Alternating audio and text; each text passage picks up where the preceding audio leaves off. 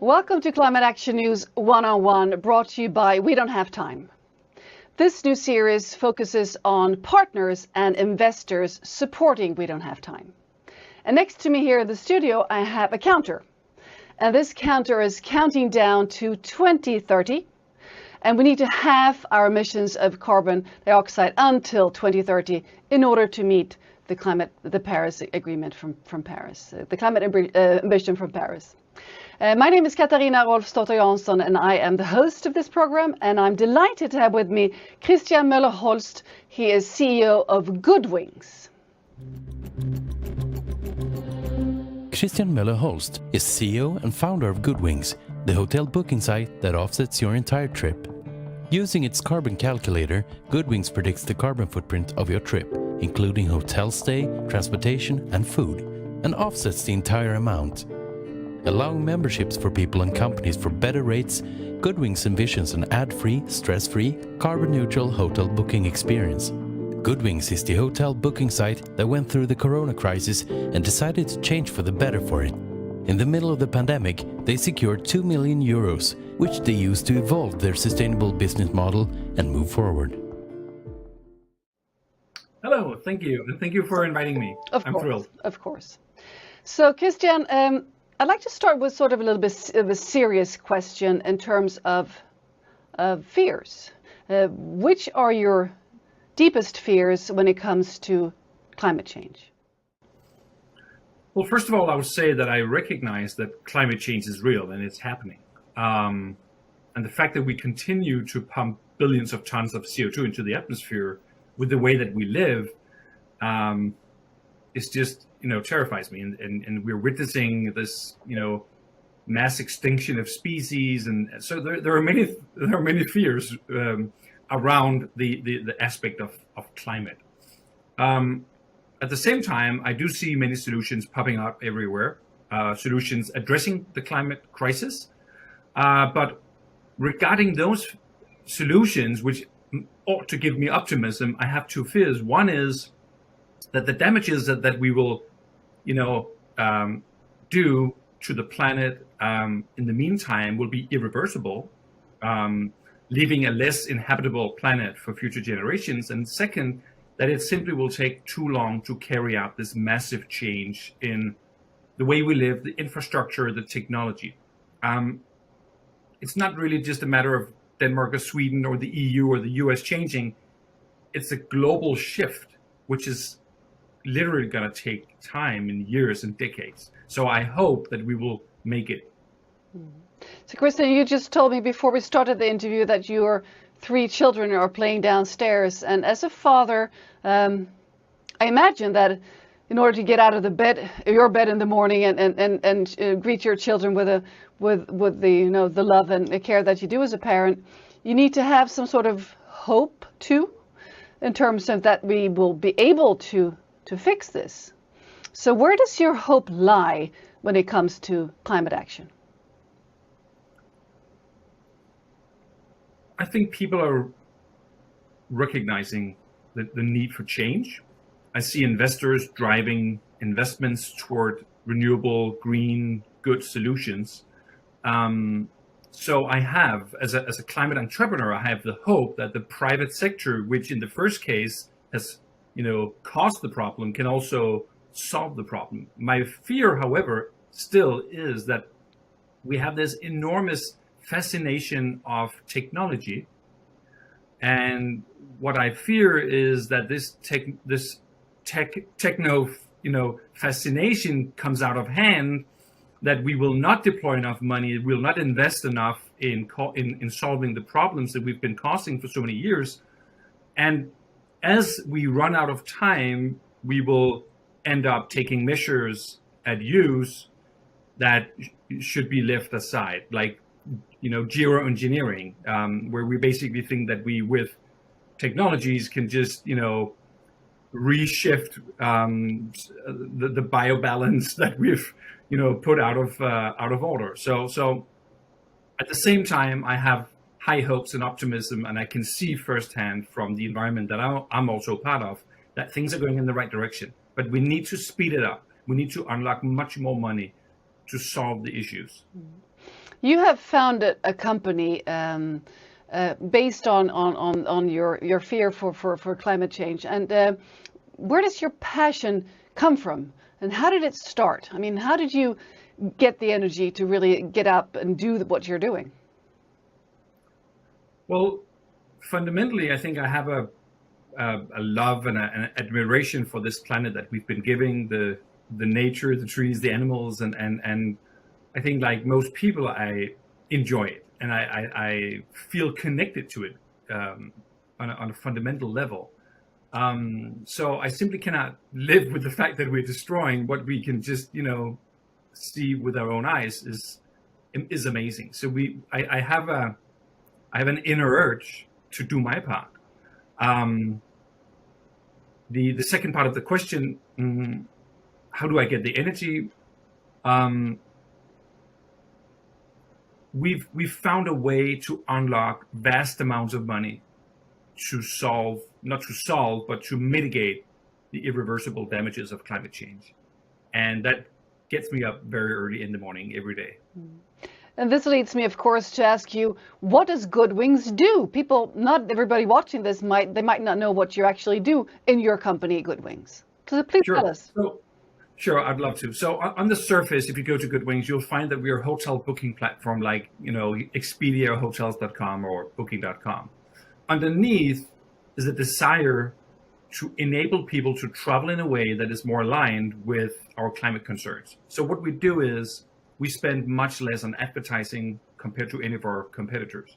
Basically, if you compile all our competitors, the major travel platforms, they spend altogether $45 billion every year on ads.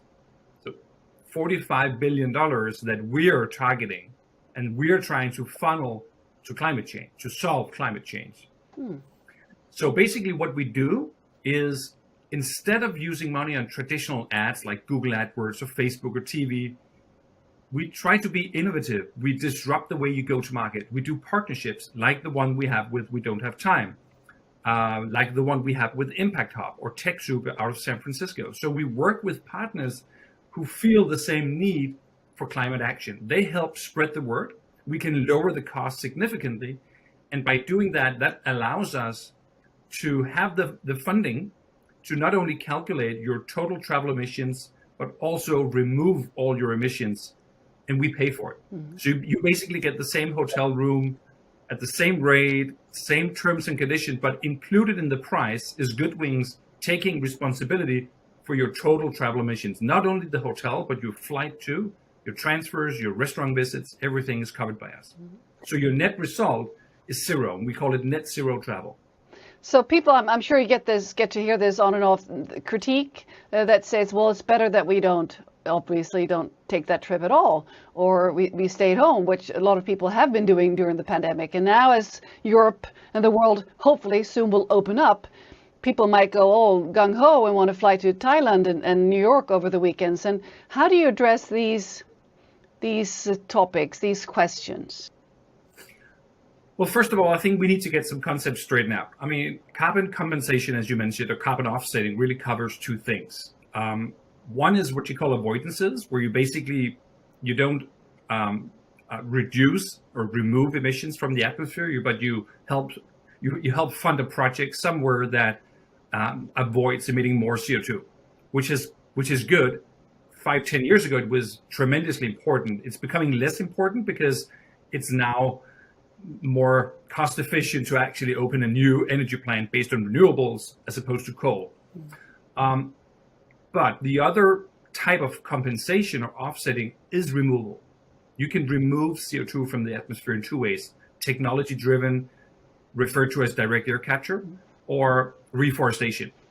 So what we do is we invest in VCS verified reforestation projects. And I mean, we don't try to pretend that then the problem is solved. I think we're quite honest and straightforward in our communication, and we encourage people to travel differently. Travel less, first of all. I see a lot of business leaders now pledging that we're going to cut down on business travel. And even though we are part of the travel industry and our income comes from this, I couldn't agree more. We need to cut down on travel. Secondly, we need to cut down on unnecessary travel. Why do you need to go to the Maldives to have an amazing experience with your family when you can go to Greece or Corsica or anywhere else within Europe? So I think we need to open our eyes that there are gems, tourist destinations just around the corner that can satisfy us just as much. And also on your platform, you could choose other means of transportation that is not aviation, correct? So at the moment, it's hotels only, even though we take full responsibility and remove your emissions from your entire travel. But you can only book the hotel through us. Of course, as we progress, we want to have opportunities to serve our clients with transportation means too.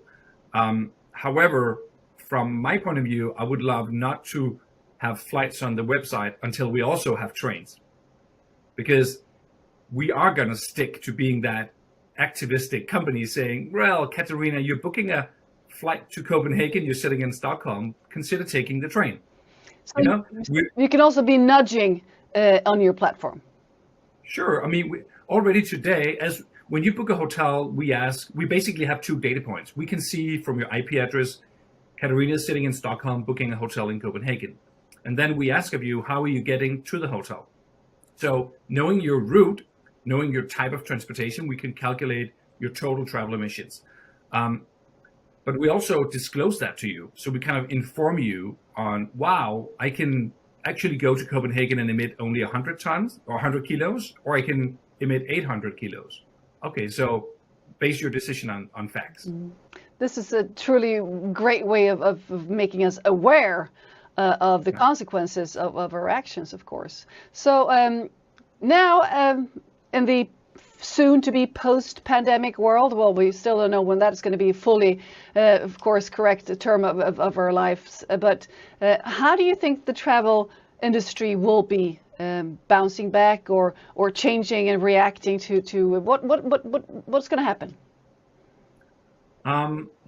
As mentioned before, I think business travel is going to diminish. I think we're going to see less business travel. I don't think it's going to we're going to see massive cut downs. Honestly, I talk to a lot of businesses, and they all tell me that they're just waiting to get out there to get their businesses back on track. So, but I think what we're going to see is unnecessary business trips. You don't fly to Zurich for that 1-hour meeting. You do a Zoom call. Leisure travel is going to be interesting. People are going to travel differently because they're not comfortable. They don't feel safe going to the airport. Are they going to take their car or go by other means of transportation, bus or train? So I think we're going to see changes. I hope that we don't just fall back and travel as we did pre-COVID. And we see ourselves as that enabler, that catalyst for change, because since we don't make it more expensive, there is really no reason why anyone should not choose to travel net zero with us. No, it's very appetizing when you go into check out your platform and just the way of making our choices, making us aware of our choices it's me as a climate activist for many years. It makes me happy because I've been trying to avoid other booking sites because it doesn't make sense to me, but you have a very different approach, and that's wonderful that you're also on board on We Don't Have Time. So I'm curious, how did you encounter and why did you hook up with We Don't Have Time? I think I learned about We Don't Have Time through a post on LinkedIn. Actually, you guys are really good at being out there, and I was kind of like immediately fascinated by the seriousness of the platform and the aim or the vision of creating a constructive dialogue around climate. I don't see it as overly optimistic. Rather, I see it very realistic and fact-based, which is what I like. But you still have that mindset of giving people hope and wanting to showcase solutions, as you were giving me the opportunity to tell what we're doing here. So I think in many ways it was, an instant post that caught my attention, and wanted to hear more. Now we're working together in different ways. So I'm thrilled about it. So Christian, what do you think this can do for Goodwings, for your business case?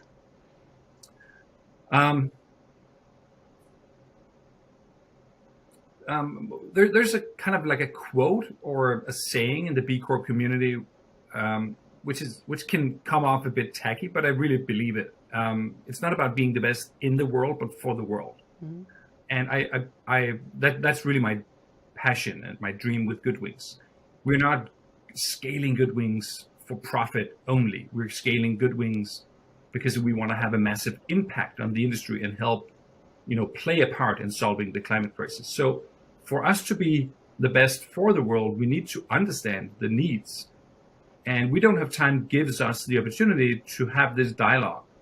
It's like a feedback source where people can, give us feedback on new initiatives. What are we doing?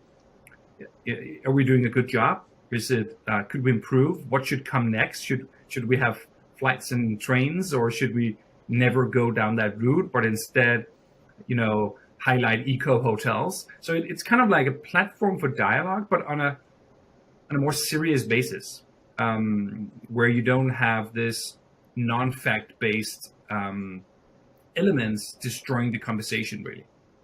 And not so many ads. True. Sure, for sure. No, we share that. We share that. So Christian, in terms of response on your activities together with and on the platform on We Don't Have Time, could you tell us about the response? I can. We've gotten quite a lot of response, both on the platform, but also I can see from people writing straight to us, but they've heard about us through you guys. And as I said before, it's really valuable feedback. In some cases, the feedback has actually resulted in changes in our product roadmap, meaning what are we gonna invest in developing next? What features are we prioritizing as opposed to others? So it's feedback that is actually having an impact. Of course, now you're making me very curious. What kind of suggestions sort of change your business plan or your output?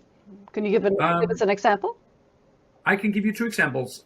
First of all, we've gotten a lot of both positive and negative feedback on the notion of net zero travel. Are we kind of legitimizing that you can just get into an airplane and Goodwings will take care of your emission by removing it? And what kind of offsetting are we using? So it gives us the opportunity to say, well, we need to make people aware that, 99% of the world's population, or 99.999, are going to continue traveling without taking responsibility of their emissions. We want to get more and more people onto our platform so we can verifiably remove their emissions. And when I say verifiably, I mean we don't just support these random tree planting projects that you see all over the world, where there is no verification. You have no certainty that the trees are actually there 3, 5, 10, 20 years later. So we want to do it right, and it gives us the opportunity to explain in details what we're doing.